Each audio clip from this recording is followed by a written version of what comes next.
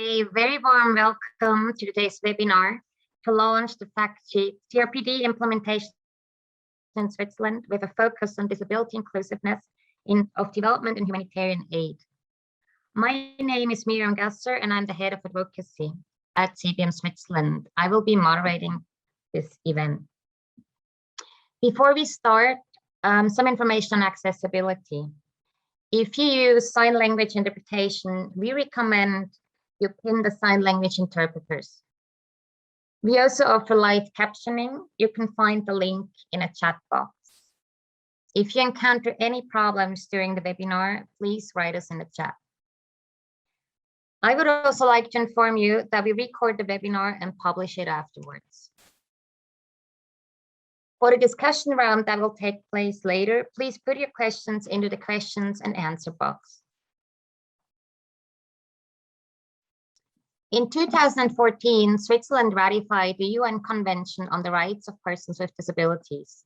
The purpose of the CRPD is to promote, protect, and ensure the full and equal enjoyment of all human rights and fundamental freedoms by all persons with disabilities, and to promote respect for their inherent dignity. To explore to what extent Switzerland's development cooperation and humanitarian aid is inclusive of and accessible to persons with disabilities, CBM commissioned a study to Polymeeks, an independent consultant and expert on inclusion of persons with disabilities.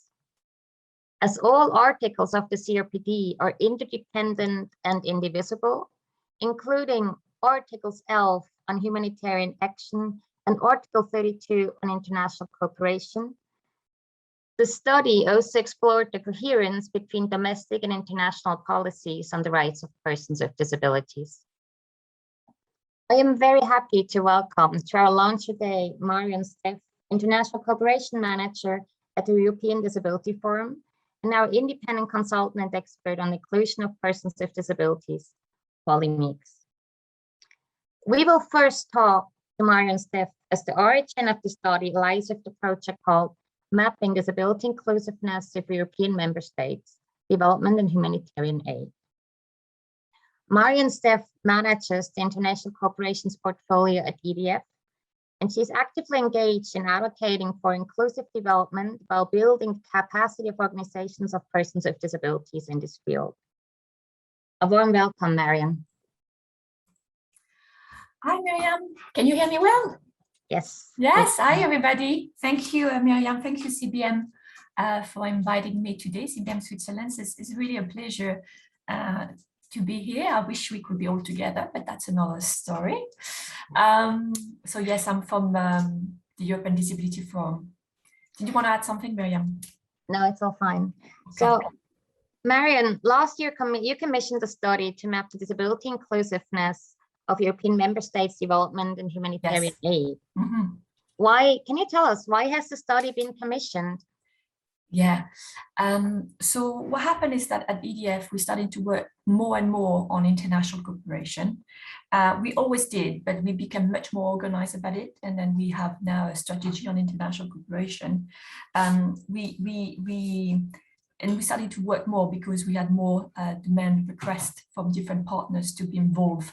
The involvement of DPOs, as EDF is actually a DPO itself. So we actually were thinking, well, it would be very good to know what the European Commission is doing in terms of, inclusion to persons with disability in their work outside Europe. But also it was interesting for us to know some of the member states in Europe, in the European Union more specifically, on what do they do. So that was important to us. And also we wanted to provide a bit of guidance to our members at EDF, or our members are mostly DPOs or allies working in the field of disability. And we wanted to have a bit of a baseline of what's happening in international cooperation with the different member states and the EU. So how did you go about it? I mean, how did you proceed to get the study going? We were lucky because CBM Global were interested to fund the study, and we were also extremely lucky because we had Polymeeks that apply for the position, and Polly, as you will see soon, you know her, is fantastic to work with.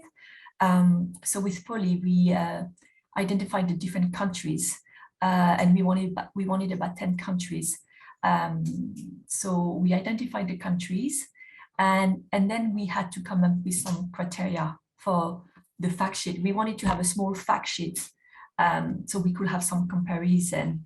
And so I can tell you the fact sheet, the criteria, or how we organize every fact sheets. So we have a part on strategy and leadership, another one on engagement with DPOs, another one on internal capacity. The fourth one is on management and reporting, and the last one is on spending. So with that, we felt like we were covering quite well the work of the different member states. And the countries we decided to analyze a bit more into detail was Denmark, Ireland, Sweden, Italy, the United Kingdom, Finland, Norway, Germany, Spain, and the EU. The UK at the time was still, in Europe. I mean, in the European Union, sorry. Switzerland, we were already talking together, Miriam, so we knew that maybe you guys could do it directly from Switzerland. And then we wanted to have France, but when Polly tried to get any information, it was just going nowhere. So we had another country instead. And what we've done, so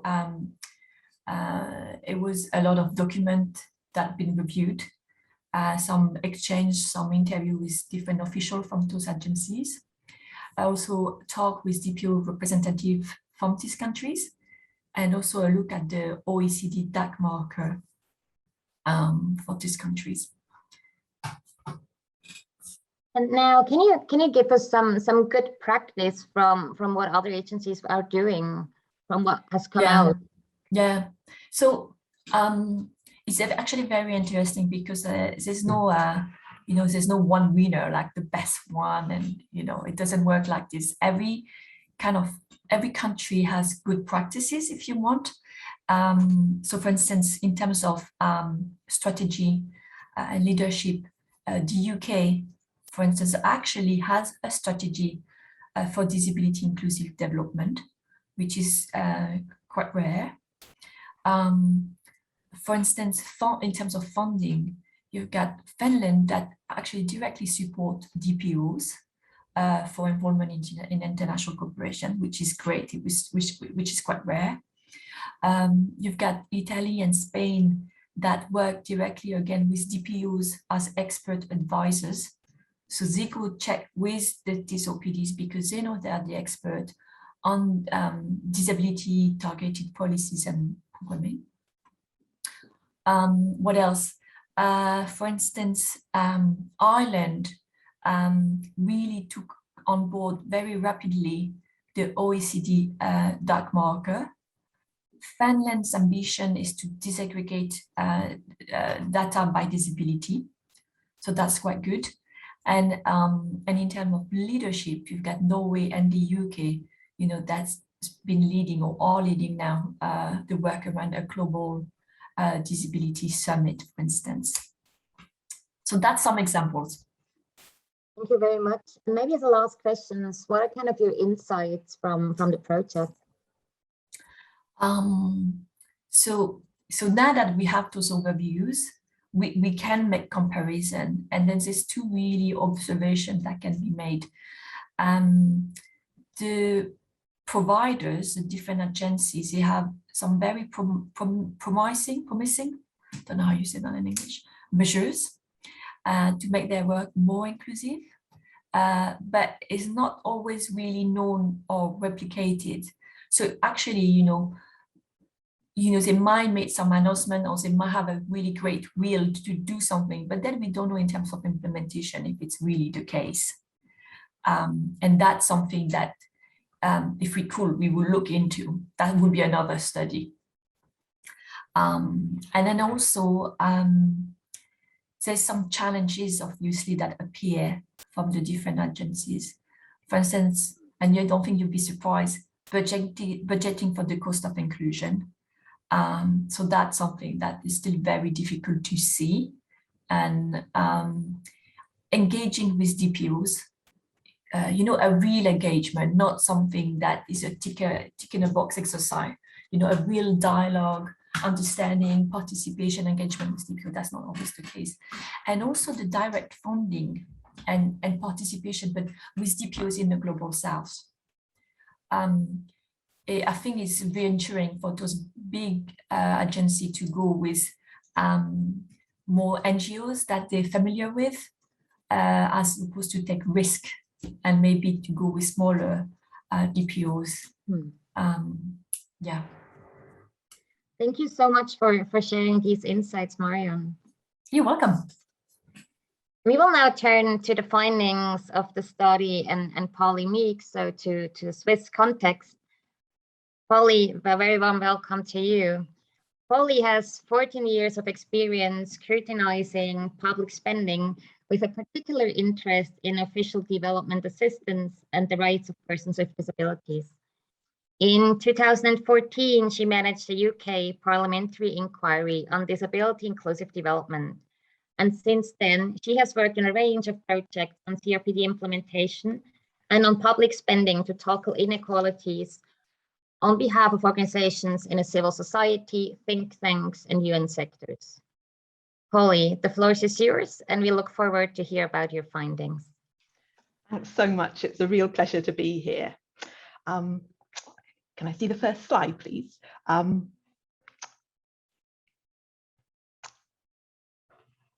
I can start introducing anyway, just to say that this is, as Marion and Miriam mentioned, it's the first part of this is the Swiss part of the wider project that that Marion and Miriam described, and a lot of the themes that Marion was mentioning, actually I'll be picking up on those in a Swiss context as well.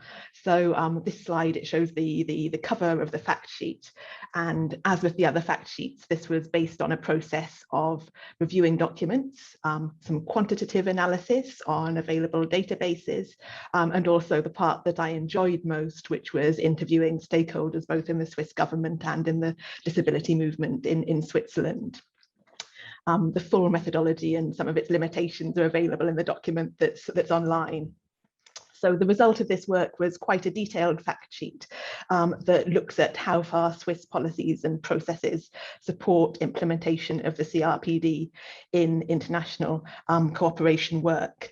And also an innovation in this fact sheet that isn't so much there in the others is that we also look briefly at implementation of the CRPD within Switzerland and at a domestic level to try to form some sort of preliminary conclusions on how far domestic implementation of the CRPD is consistent with international implementation of the CRPD.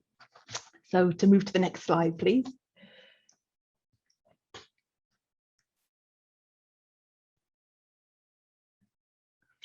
This slide shows V.K. Krishna Menon, who has the rather dubious distinction of being the person with the record for the longest ever statement to the UN. Apparently he spoke for over 8 hours. Now, if I went into every aspect of the fact sheet in detail, I think I would risk going over that 8-hour benchmark. So I'm not going to do that today. But what instead I'm going to try to do is pick out a few key themes and key issues. But if you are interested in doing some more detailed advocacy on Swiss international cooperation, perhaps you're based in a country where Swiss has programs on the ground and you'd like to look in a bit more detail about how Swiss ODA works, then I'd really recommend to go to the fact sheet for quite a lot more detail.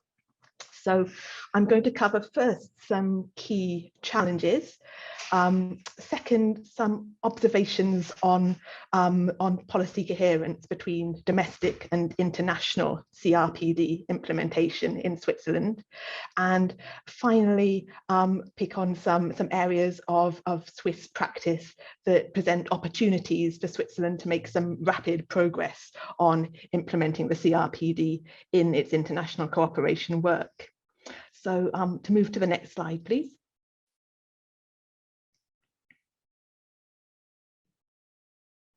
Thanks. This shows the UN offices in Geneva, which of course is the home of the CRPD committee.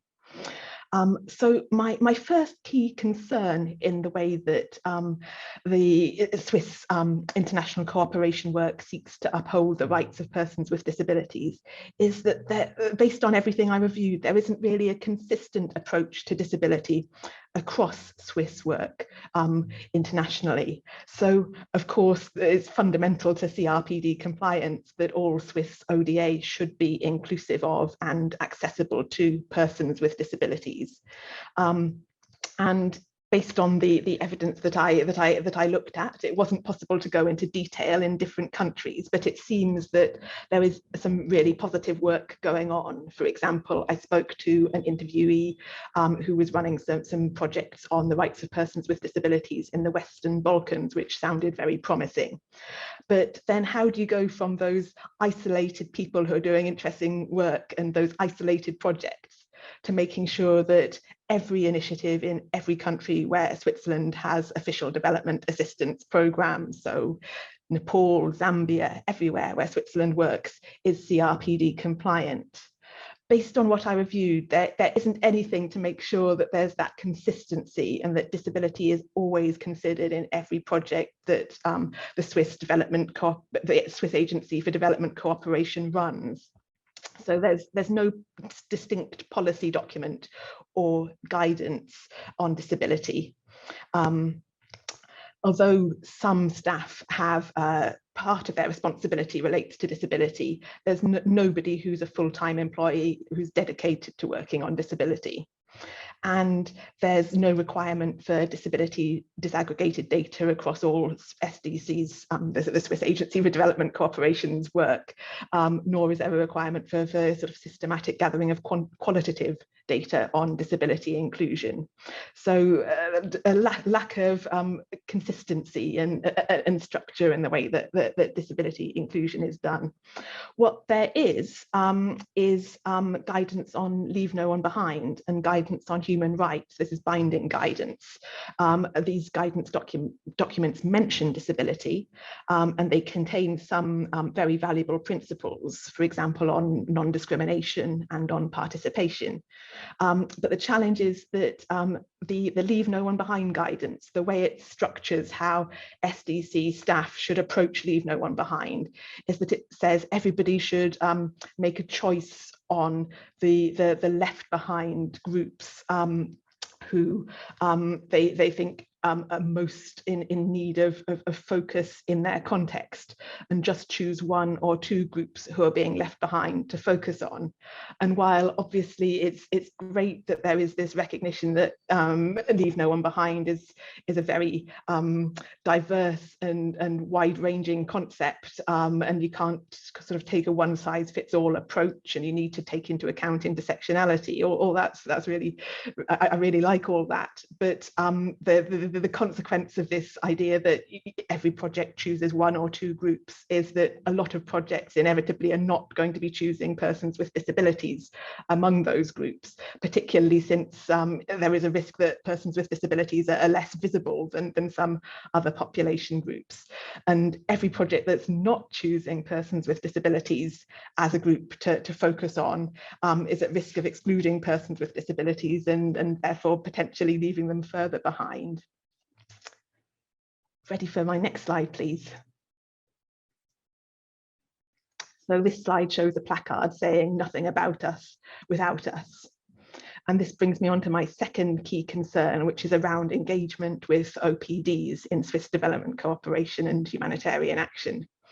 Obviously, engagement with OPDs is really fundamental to ensuring that international cooperation tackles power imbalances between persons with and without disabilities. And I did find some positives in the review that I did. For example, the Swiss Agency for Development and Cooperation has recently started a new project that CBM is involved in called All Rights for All Persons with Disabilities, that specifically aims to build OPD capacity to work on monitoring CRPD implementation in international cooperation. But cases like that are really exceptional at the moment.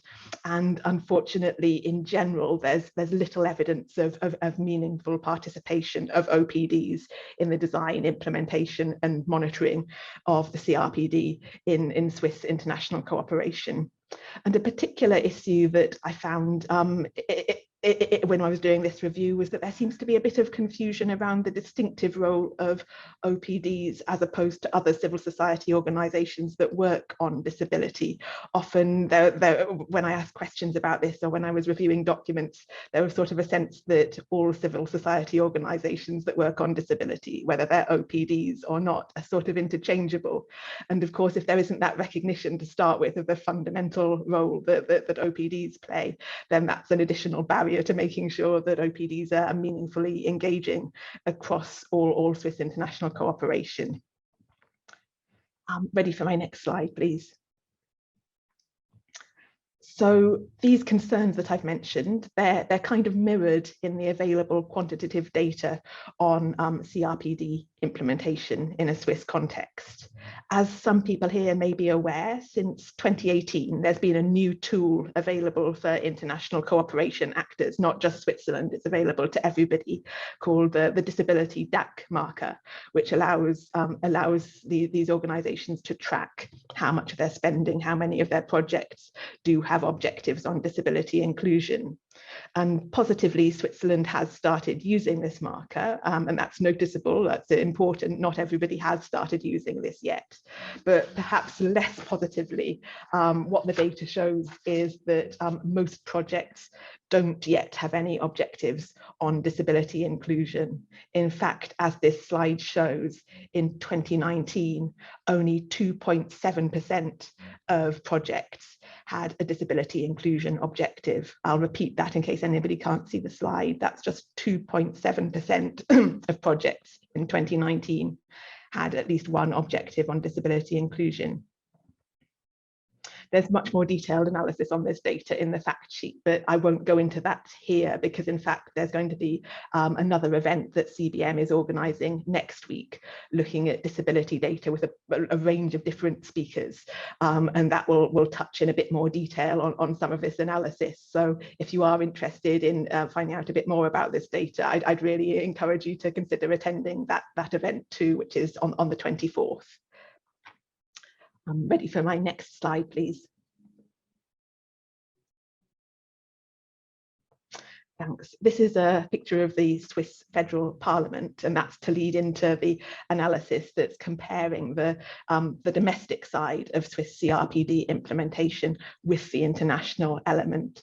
Now, there are lots of expert organisations of persons with disabilities in Switzerland who've worked on this in depth, and I'm not going to attempt to reproduce all their analysis here, but instead I'm just going to pick out a few observations on the degree to which implementation of the CRPD in Switzerland, within Switzerland domestically, seems to be coherent with implementation of the CRPD in Switzerland's international cooperation. Overall, my finding was that the two approaches were fairly consistent, but unfortunately it's not for a very positive reason. It's rather that they're both consistent because neither of them has an awful lot of ambition on CRPD implementation. So to pick out 3 examples of that, looking at policies on CRPD implementation, as I've mentioned, at the international cooperation level, there just isn't an overarching policy specifically on disability.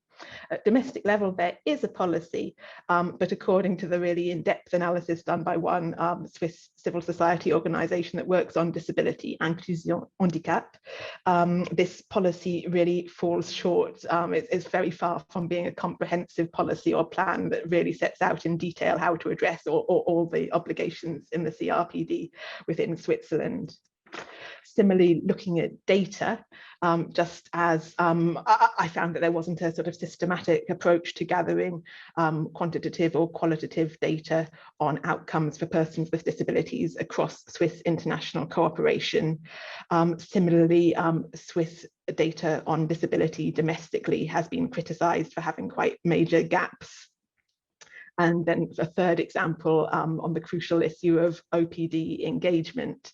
As I've mentioned, that was a big concern in my review that I did on the international side. And similarly, it was a really, really persistent issue when I was reviewing documents on implementation of the CRPD domestically in Switzerland, when I did interviews with members of the Swiss disability movement and civil society organizations in Switzerland.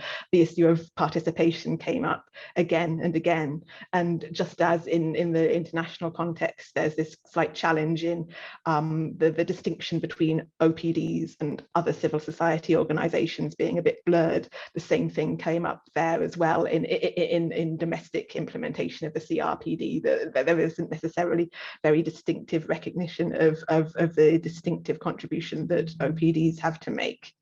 So the challenges that we identified in international cooperation and international implementation of the CRPD sit within this wider context of challenges domestically. But that doesn't mean that Swiss international cooperation has to be constrained by these challenges that there are domestically. And that leads me on to my next slide, please. This is a screenshot of the cover of Switzerland's guidance on Leave No One Behind in international cooperation.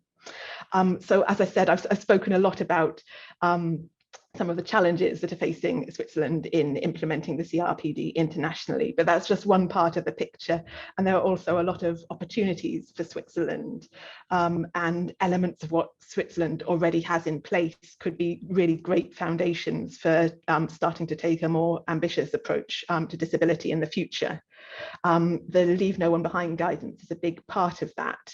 It contains a lot of really important principles on how to mainstream Leave No One Behind across international cooperation work. For example, picking up on something that Marion mentioned, there's quite a strong emphasis on the need to budget for inclusion, which, as Marion mentioned, is something that's still quite unusual. There's an emphasis on both qualitative and quantitative data. There's some very interesting thinking on how an agency such as SDC can leverage changes in the work of other partner organizations such as multilateral organizations. So there's lots that's got real, in my opinion, got real potential in that guidance. The challenge is just that it isn't consistently applied to disability, because it all depends on which left behind populations individual staff decide to prioritize in their particular context.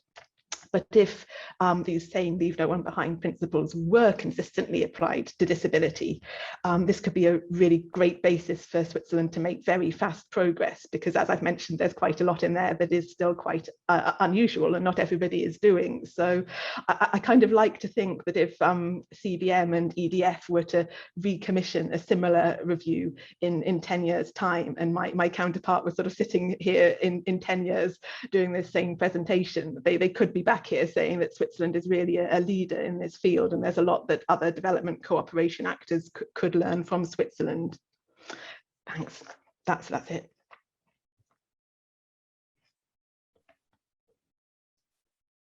Thank you so much, Polly, for all those insights. So I invite you, will now turn to the discussion. So I kindly invite you to put all the questions you have into the questions box. And I already go ahead, Polly, thank you so much. So now from what we've heard, in your opinion, what is somehow the next steps that Switzerland should now or could now take based on what they have done or what they actually should be doing? What do you think? That's a great question, thanks. I suppose my first recommendation is that SDC should absolutely run everything that I'm about to say past organisations of persons with disabilities and get their opinion on it. But based on the work that I've done and sort of comparing with the practice that I've seen in the other fact sheets for EDF, I think some of the key steps that Switzerland could consider in the short term would be introducing a standalone strategy on disability, or a standalone strategy or a binding guidance document. I think that's really keen for sort of building a more consistent approach. Something else that some other agencies have done, which I think is very promising, is to introduce a sort of standard check in the process for approving spending, that before any spending is approved, it will be reviewed for how it complies with the CRPD, and corrections can be made if it doesn't yet comply very well. And that obviously needs to go hand in hand with a good monitoring mechanism that takes into account what the actual outcomes are for persons with disabilities. And then the third thing, which I've already touched on, would be really stepping up SDC's engagement with OPDs. So the All Rights for All Persons with Disabilities project is a good starting point for that, but really building on it and making sure that consultation's much more consistent, investigating ways to get more funding to flow directly to OPDs, and also looking at how participation of OPDs, particularly directly in the southern countries where SDC works, how that participation can be built into SDC's projects, not just the disability specific ones, but also the mainstream ones. Yes, and so I mean, as participation is one of the key issues, maybe Marion, from your perspective as an OPD, can you give us some like recommendations or also some good practice of what other donors are doing with regards to participation of OPDs in international cooperation? Yes, that's a really good question. What we see, we actually have published a guide a year or a year and a half ago now about the meaningful participation of DPOs, and it's focusing on European DPOs in international cooperation. We have a list of do and a list of don'ts, and so for instance, I think it's important to involve DPOs from the beginning in any policy preparation, planning, or project, etc. Program delivery. We are saying that DPOs needs to be involved from the beginning and at every level, and it's not just when we need to double check something with DPO. We need to be really involved from the beginning, and then I think it's to really maybe make a shift, from not having DPOs or person with disability just a subject of action, but really to actually not the object of intervention, but a subject of action. So they're part of the action, they're not just the object of intervention. So it really will help to really distribute differently the power, between NGOs and donors and DPOs, if everybody could be involved on an equal footing. And that's something that is starting to happen, but we need to see more, really. That's what I think is important to keep in mind. Is there actually a good example you have from an European donor? Say that again. Do you have like a good example of an European donor who's actually starting or who's doing participation in a good way already? Yes, we do. So mostly we see very good example from Denmark, from Finland, from Norway, from Italy, and from Spain. So what happened, what we've seen, what we observe, and then maybe our colleague in those countries might disagree, but what we observe from a European perspective, if we can make some comparison, and that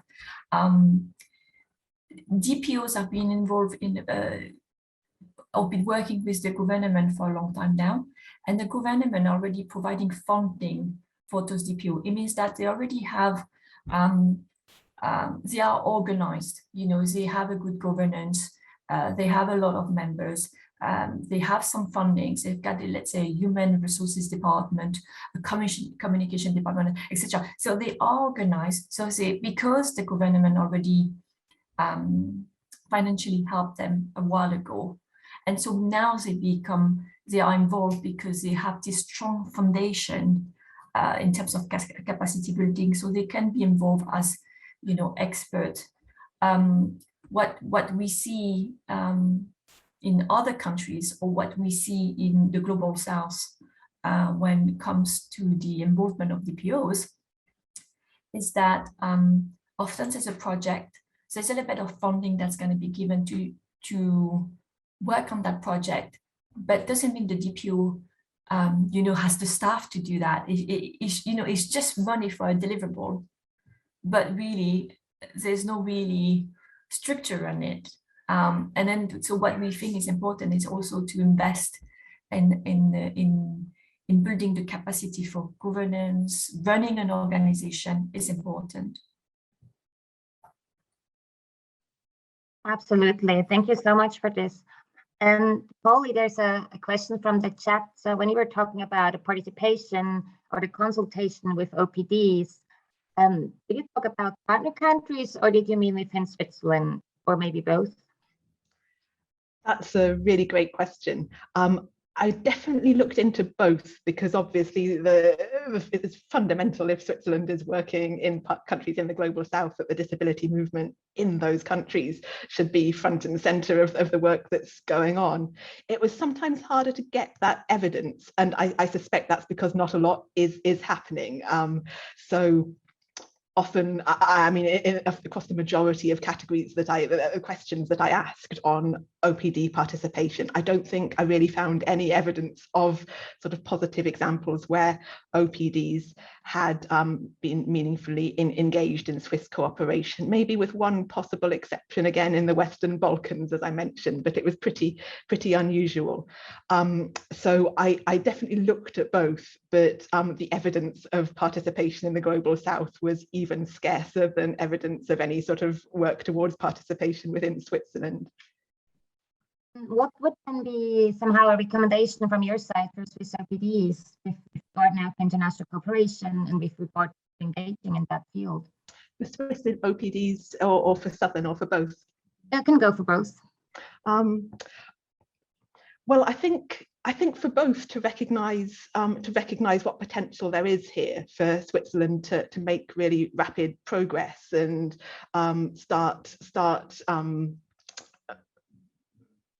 delivering quite potentially Switzerland could, as I said, become quite a leader in this area. So I think it's really worth it, both for Swiss OPDs and for OPDs in the global south, to consider this when they're next setting their priorities as something that they might want to work on in more depth. And I think it's great that already there's sort of a lot of entry points are sort of clearly there. There's the work that we've done for this project, there's the work that CBM and others are doing on the All Rights for All Persons with Disabilities project. So I think if OPDs are interested, there are ways to quickly get up to speed on some of the peculiarities of Swiss cooperation and quickly to identify where there are sort of opportunities for advocacy. So I guess as a very basic first recommendation, I'd recommend getting in touch with CBM and finding out more about all these initiatives, and just recognizing that, as I've said, there is sort of quite a degree of coherence between the domestic implementation and the international implementation of the CRPD from a Swiss perspective, and also because Switzerland is quite an important development partner in a lot of countries, there's a real opportunity for to lobby Switzerland to do more.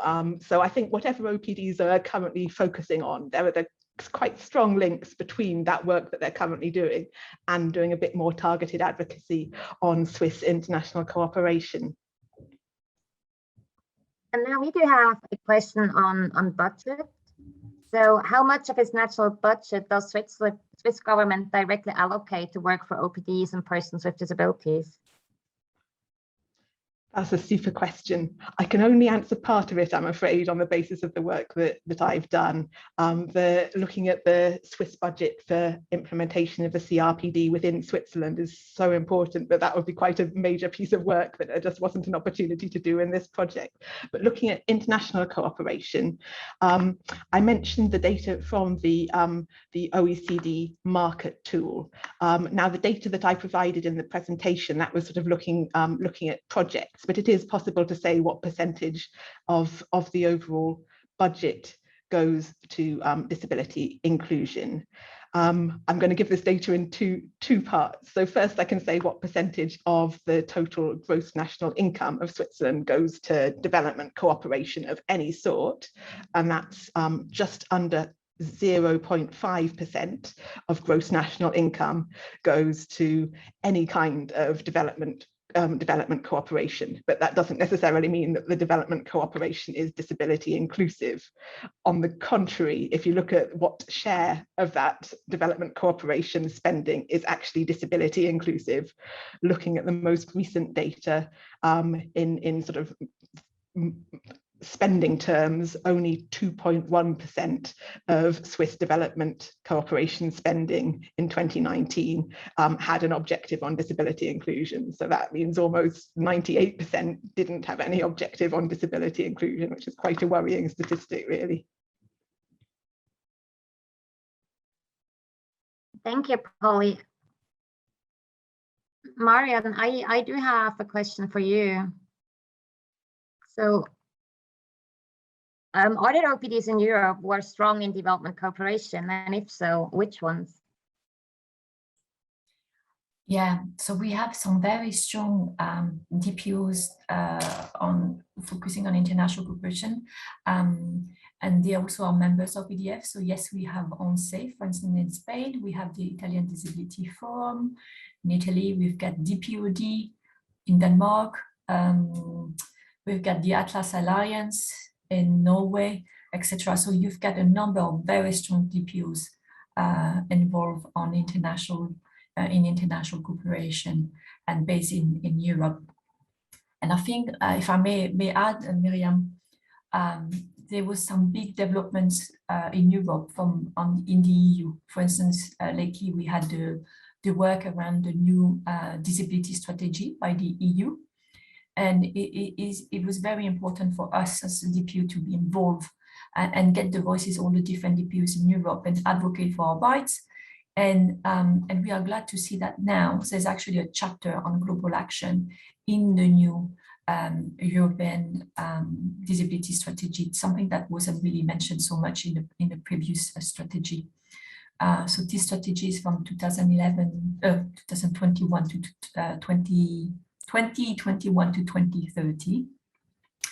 And then so there's global action in it. And then similarly, the EU worked on its new budget, a 7 years budget. And after about a year and a half of advocacy, we have now a person with disability included in the budget focusing on external action. And I'm not sure, I don't think we should take all the credit, but I'm not sure that it would have happened if DPOs would have not been behind the EU and pushing again for that. But that would actually mean that you would recommend Swiss OPDs to get really engaged and start pushing for COPD implementation within the international context as well, right?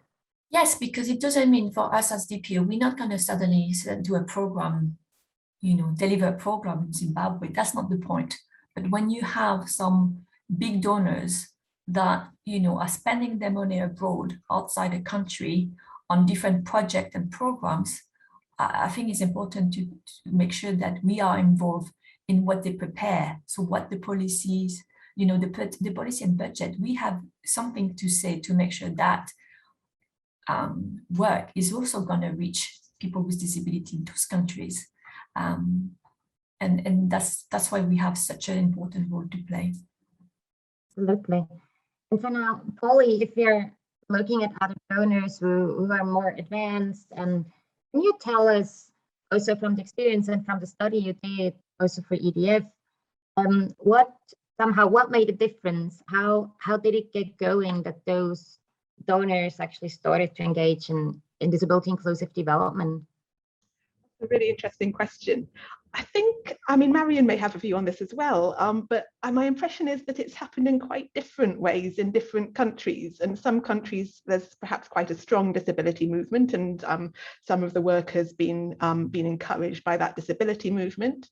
Other countries, I think it's come about in quite a different way, and maybe more of a top-down way. I think the UK might be one of those where certain politicians sort of saw an opportunity. But the outcome has been, as Marian mentioned, that there's now quite a strong strategy there. So I'm sorry, it's a slightly unsatisfactory answer because it's really hard to generalize. But I think what I can say is perhaps that the healthiest way is if it does come out of a sort of wider engagement by the disability movement and a wider recognition of the importance of human rights. And in a way, I feel like Switzerland, it would be perhaps an overstatement to say it was completely well placed in that. But I think there are some elements that make Switzerland well placed in that there is this already this emphasis on a human rights-based approach to development cooperation, and there's already been thinking put in to leave no one behind. So in some ways, I feel like that's a really good place to be starting from. Marion, I don't know if you want to add on. Yes, I can say that since we became more systematic at EDF, more organized, because now we have our strategy on international cooperation, that we were more visible on that scene. What I can say is that we are being more contacted by the EU to have a dialogue, and we are being more consulted. And that's something it wasn't the case before. So I think, you know, starting to be involved, talking to the right people, etc., means that then you can already start that dialogue and then be contacted for consultation. And ultimately, we're really happy in the direction we're going. Thank you. I'm really encouraging you to send more questions through the question and answer box. So Polly, if I may put another question to you, what is kind of your key takeaway from the study? I suppose big picture, I feel like there's a really big missed opportunity at the moment in Switzerland. There's been a lot of sort of positive thinking around human rights-based approach, around leave no one behind, but at the same time, we see from the numbers, and is also sort of clear from other sources that I looked at, that the vast majority of Swiss ODA, and it's a large amount of ODA, is not including persons with disabilities, or at least not in any deliberate way. And it's a huge missed opportunity in terms of the outcomes for persons with disabilities, but it's also an opportunity where there's so much that Switzerland could quite quickly and easily do in terms of sort of putting some of its wider leave no one behind principles more systematically into action, looking at ideas that it could borrow and adapt from other international cooperation actors. So although it's an opportunity that's being missed, I hope it's one that will increasingly be taken in the future. Absolutely, that's what we hope for. And so maybe that brings us to another question, Marion, since you published the fact sheets for the European Union, what has happened since? Has there been some change? Yeah, so like I was saying, I think that the change is that we are now very much consulted even more when it comes to international cooperation. But now I think for us at EDF, we know how we want to be involved, why we want to be involved. We have some clear objective, and with the fact sheets, we know better where we need to advocate more. You know, I think it just gives us a better idea where countries are, which we didn't really know before. So, and then maybe just a bit like Polly, I think it'd be interesting to do that study in a few years to see the progress. And maybe in a few years, you'll have one country that's actually the winner and doing everything perfectly, but maybe not. Yeah, I think it's helping us to be more organized on what we want to achieve, how we need to organize our advocacy, etc. And then that's also, I think, is helpful also for our members, EDF members in their countries, to easily had a look, you know, at their fact sheet on their country, and while some colleagues in country, you know, they're very familiar with the work of their, you know, their agency working on international cooperation. I think it's also helped them to see what the other countries are doing and where they need to push. And then, I mean, all our fact sheets on our website at EDF. I can put the link in the chat box. But so what we have a summary, and then you have the fact sheets into detail. So I'll put the link so people can have a look. Yes, please. And Polly, I have a last question for you. As you said, I mean, there is potential for future research, and you didn't have actually time or resources to look at all of it for the study that you did now. So where would you see potential for future research, and why would that be useful or important to actually go into more detail? I can see a lot of potential opportunities, but maybe just to pick up on a couple of them. The first thing, this fact sheet was very much based on evidence about sort of centralized policies and the sort of overall structures that are in place. What there wasn't scope to do within this piece of research was really to drill down into individual projects in different countries where SDC works. And I think it would be really fascinating. And this is perhaps coming back to your question on OPD engagement, somewhere where OPDs in those countries could potentially get involved. It would be looking at projects that SDC is running in those countries, and not necessarily projects that anything about disability specifically, not targeted projects, just general mainstream projects, and seeing whether there are opportunities in fact for persons with disabilities to take part in those projects, or whether they're being left out. Also seeing whether there are any examples where unfortunately projects might actually contravene the CRPD by supporting segregated models or even supporting institutionalization, just checking that risk isn't happening anywhere. So really getting a much more in-depth, detailed evidence base on what's happening in the countries where SDC is working. And then the second thing that I'd just pick on briefly is that this fact sheet was mainly focused on the Swiss Agency for Development and Cooperation, and that represents about 80% of all Swiss international cooperation spending. But then there's obviously the other 20%, and it would be interesting to look at that. And I think particularly one of the areas that could be interesting is the economic development work that I think SECO leads. Because I know from work on other countries that there is a tendency for that kind of official development assistance work to leave persons with disabilities out even more than happens in the rest of international cooperation. And it would be interesting to see if that same pattern is the case in Switzerland, or alternatively, if it's not, then what other organizations, other countries could be learning from what Switzerland's doing. Thank you so much. Yes, there's still a lot of room for research, and it'd be really interesting to get actually going into those directions. Thank you all very much for your participation in today's webinar. You can now find in a chat box a link to the study, the fact sheet. So please go ahead, download it and read it. Please also share it with your contacts and your networks. And we will also put the recording of this webinar on the same webpage as soon as possible. Thank you very much for joining us. Thank you to the panelists, the sign language interpretation and the captioning. Have a good day and a good evening. Goodbye. Thank you. Thank you. Bye, everybody. Thank you.